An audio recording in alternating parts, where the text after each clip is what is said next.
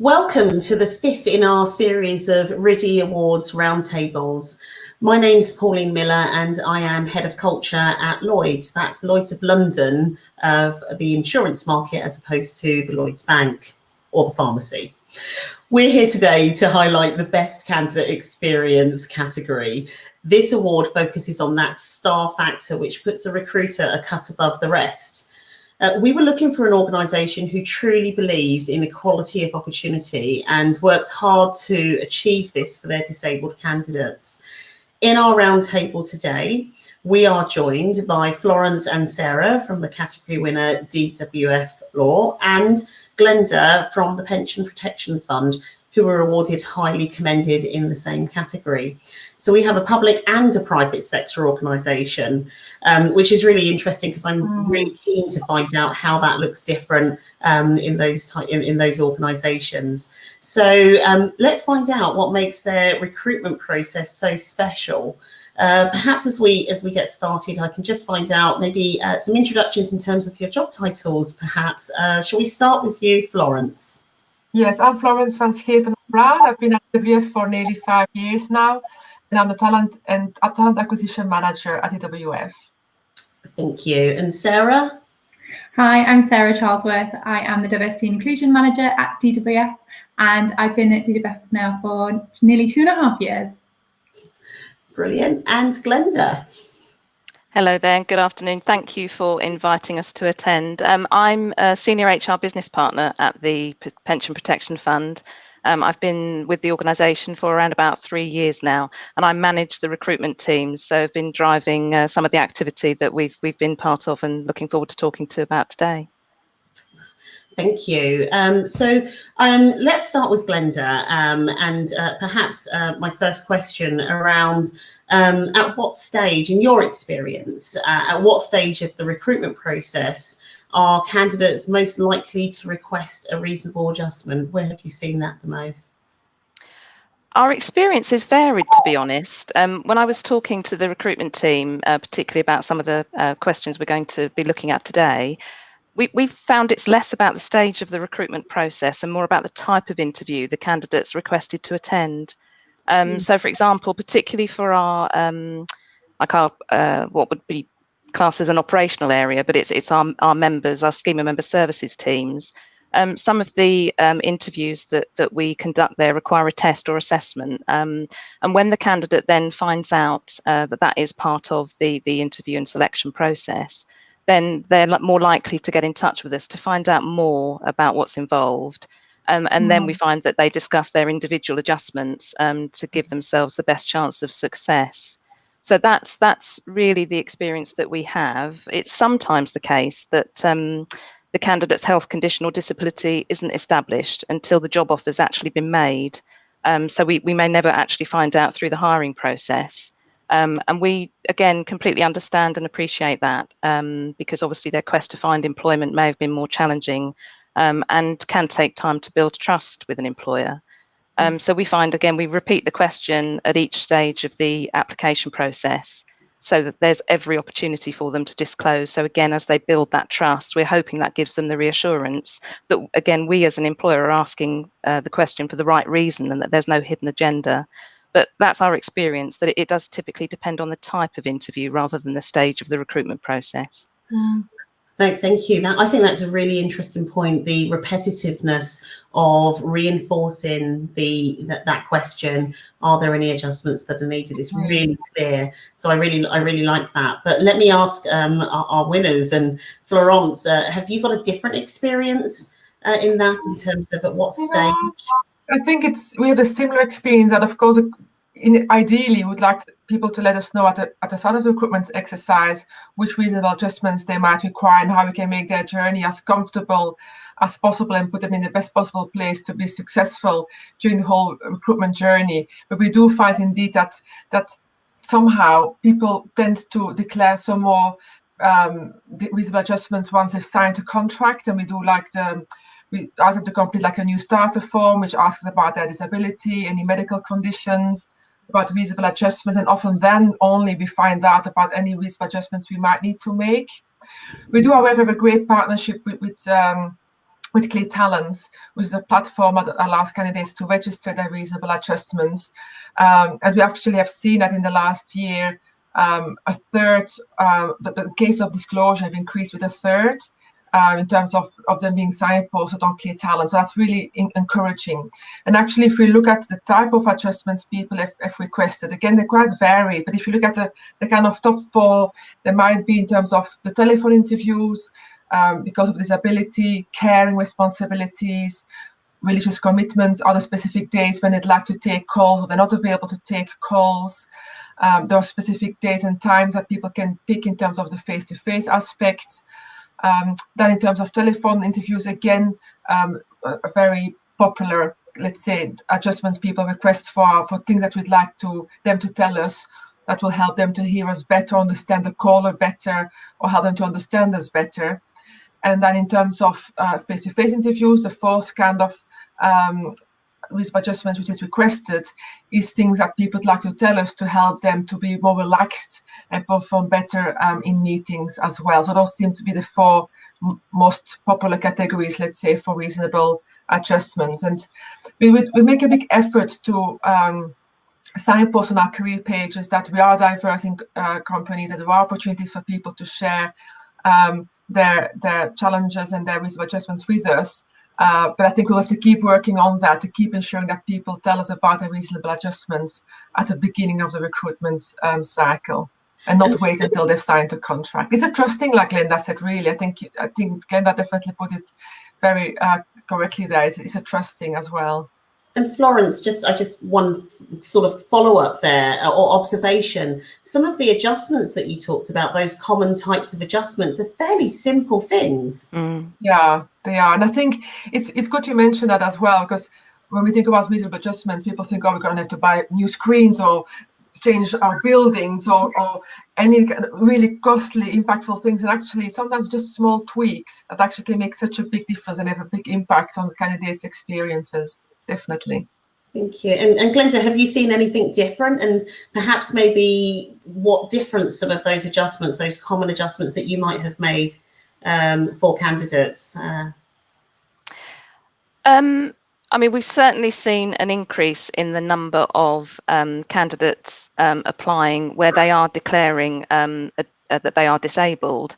But again, we don't treat them any differently to any other candidate, in the sense that we ask all candidates the same question around those reasonable adjustments, because I think as we kind of just discovered, some of the adjustments are not unique to disabled candidate. They could apply to others as well. So I think it's just really important to, I'm curious actually on the careers pages perhaps that you have for DWF, do you have any kind of case studies or experiences that you share? We do have a case study on there, and I think we just need to keep working on updating those blogs as well to make sure that those cases stay up to date. But yes, we do have a case study on there. Yeah. And I think what you mentioned as well, Glenda, about the repetition is really interesting. So indeed, we put it in our adverts when we confirm the interview. In every confirmation of every interview, we do again put a Clear Talents link in there. It's in the standard templates for our adverts. It's kind of really making sure that you kind of keep repeating that question, and that people kind of say, actually, it is okay for me to declare it. They keep asking me, they must take this seriously. So that repetition, I think, is definitely something we can identify ourselves with as well. No, that's fantastic. So we've talked quite a bit about the recruitment process. We've talked about the experience for candidates. I wonder if we looked internally in our organisations now and consider what support you have in place for hiring managers who may be interviewing disabled candidates. How do you ensure that approach is inclusive? And perhaps maybe Glenda, you might want to start, and then we can move on to Florence. I mean, we're fortunate in some respects because we are a relatively small organisation, so we are able to support the hiring managers in a number of ways, perhaps maybe a bit more personal. So aside from, there's compulsory inclusive recruitment training for all hiring managers to undertake before that they kind of enter the arena, as it were. But either of our recruitment partners then personally supports the hiring manager. So again, we're ensuring a consistent and inclusive approach is adopted. So particularly with, as I say, we are now disability leader as opposed to just disability confident employer. So our status now, I think, again, demonstrates that we are very serious about this. We want to do this for the organisation, but also for the individuals. So supporting our managers has been really, really key in that. And we also have the advantage of an HR advisor who can provide additional support to the recruitment team as well. So if anything crops up in the discussion around the reasonable adjustments, then there's somebody there who has perhaps a bit more knowledge and insight. We've also actually published some training on reasonable adjustments for our line managers on our staff intranet. And we actually developed that in conjunction with our disability working group. And they actually shared their lived experiences to help shape and influence that content. So again, it wasn't just us in a room thinking about what those might be. It was people who had real experience and could really help managers understand what that meant to them and why, not just why it was important, but how maybe to tackle it. So again, it's a really collaborative approach to supporting our managers and our hiring managers with dealing with these things. I think that's great because it really brings in different support aspects, but also engages people in the organisation. I wonder, Florence, perhaps maybe you could also share what you've done with managers, but also if you've had any feedback from those managers as well that you might be able to share. And what is great is that she may well have frozen, but that's okay because as a backup, we have Sarah. So I can tell you a little bit about what we've done on our inclusive hiring program. We have inclusive hiring training for all of our hiring managers, and we've also utilised that module and put it in our management essentials program. So our management essentials program is something that every manager has to go through once they become a manager. So once they become a people manager, they have to undergo inclusive hiring training. And we've also got an inclusive hiring toolkit, so they get given that for every recruitment round that they do. And within the training and the toolkit, we explore what reasonable adjustments are. And we had an interesting conversation recently because we're expanding the training globally, and we had to talk about actually reasonable adjustments tends to be a kind of a UK centric terminology, but it applies globally, and we should be talking to our colleagues globally about reasonable adjustments too. So we had a conversation about expanding our training out globally, which is great. Florence, I've just spoken about our inclusive hiring training, our toolkit, and management essentials as well. But you might talk about how hiring managers have received the training. Yeah, it's gone down really well. I think, I'm not taking any credit for this because our learning and development department has really taken the lead here as well. We deliver it together. But I think we make it the session really interactive as well. We've got some polls going on to really try to draw the hiring managers in. And just to show again what we mentioned earlier with Glenda, it's not, people think, oh, reasonable adjustments and like these massive things. We just give really simple examples of adjusting telephones or equipment, giving people time off for rehabilitation, for example, adapting people's working hours for caring responsibilities. There's so many small things we can do that really kind of will fall at category of reasonable adjustments. And I think we just want to reassure our hiring managers that also the HR team is really supportive, that it's not something they're going to have to tackle on their own. So I think it's important that we keep promoting the program internally. As Sarah mentioned, this forms part of our management essentials. When people move into management roles or when they join an organization as a manager, it forms part of those essentials. And I'm really pleased we got to that stage. No, it sounds fantastic and clearly demonstrates why it was a standout winner. I do wonder, so we've talked about the process, we've talked about how we adjust the process for candidates going through, and we've also talked about the support that we provide internally to our managers. I guess the next question is, if we don't have many candidates through, then none of that becomes real. So how might we, as recruiters or as employers, encourage more disabled job seekers to apply for these roles? And perhaps maybe Sarah, perhaps we'll start with you and work our way around the other way. Yeah, Perfect. Well, as already been mentioned, we've really utilised the Disability Confidence Scheme, and we were re-accredited as a leader last year, which was brilliant. For those who don't know, it's a government-led initiative, and that supports employers in developing recruitment policies, tools, looking at ways we can reduce barriers to employment for disabled people, and we've actually used it to create kind of an action plan for what we want to do over the next 3 years, but also reflect on what we currently do.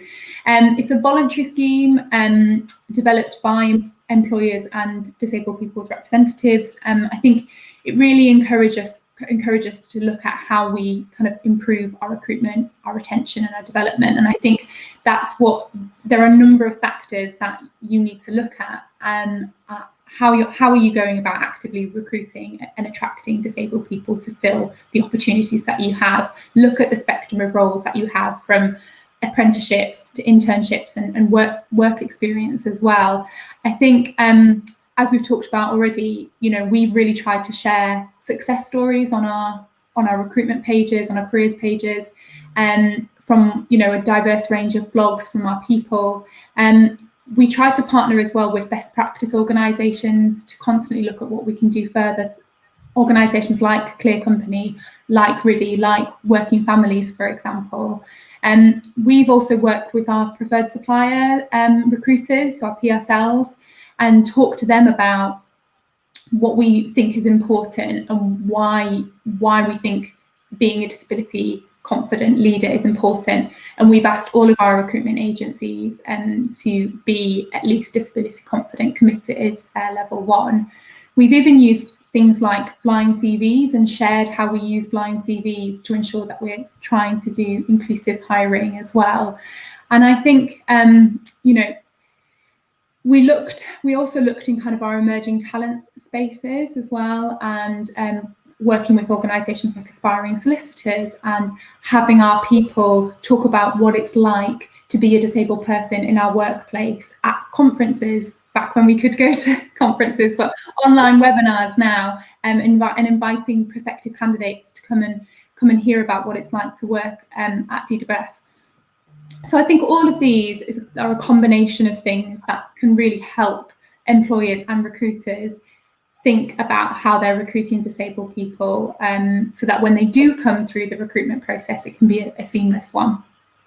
No, thank you. That was a brilliant sort of tour of the types of things that we've done. I think it's fantastic. I'm going to ask Glenda if there's anything additional that she'd like to add, but I also am just going to give you the heads up of one final question that I think would be really interesting for us to close this topic on, which is, given the current sort of space that we're in, working virtually, you mentioned it just now, Sarah, do we think that will enhance, enable the sort of process and make it easier or make it worse? I just thought I'll put that there for you to think of. But Glenda, back to that question around how we encourage more disabled job seekers to apply for roles. Any additional comments from you?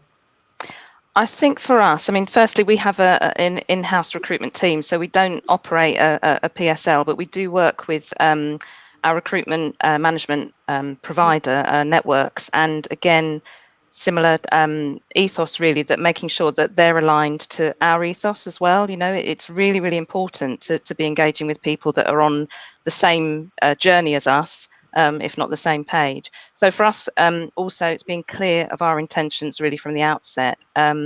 So we did make the decision to put on all job postings, making a statement about our disability confidence status, and specifically about guaranteeing an interview meeting that essential criteria for the role. And I do think, again, it's a really clear intention on our part that every single job role has that on there, or vacancy, when advertised.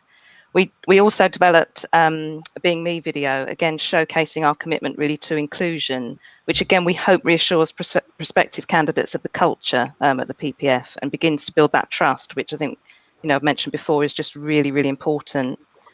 For us also, the use of social media. So we tend to post at least, job of the week. But if there isn't a job of the week, then we use that as an opportunity to promote the relevant content. So things like announcing our move from being disability confident to disability leader status, but also things like you've mentioned already, the apprenticeship programme, so that we can introduce that diversity and the opportunity for underrepresented groups.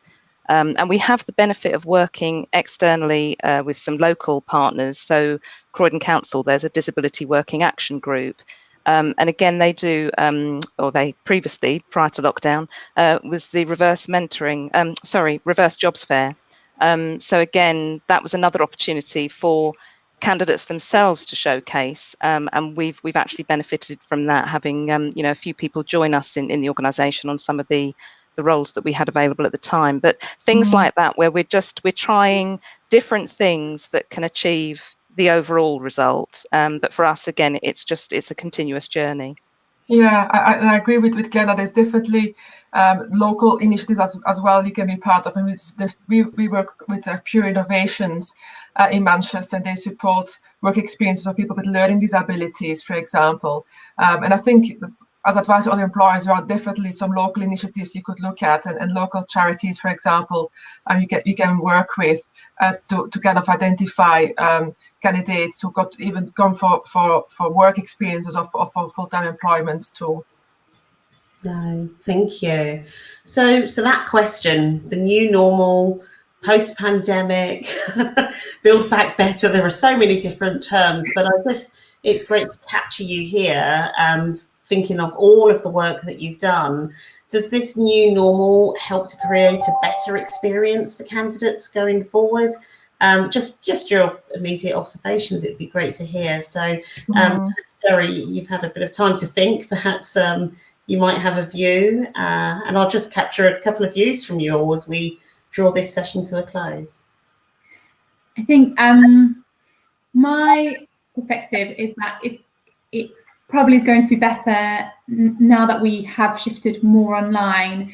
The access to attending an interview is so much easier, but we can't ignore people's living situations, people's working environments at home, and doing an interview from home. I think it will be easier to kind of access the recruitment, but what I worry about is then I think most people want a hybrid of working environment in the office, working from home, and I worry about that being able to get messaging out there around what support there is for disabled people in the working environment, access to work schemes that we have had real success with internally, and getting the message out there that this support is available. So that is partially because when you're not in the office as much, you don't see other people and what other people have access to, or we naturally share that information. I worry about the communication aspect of it.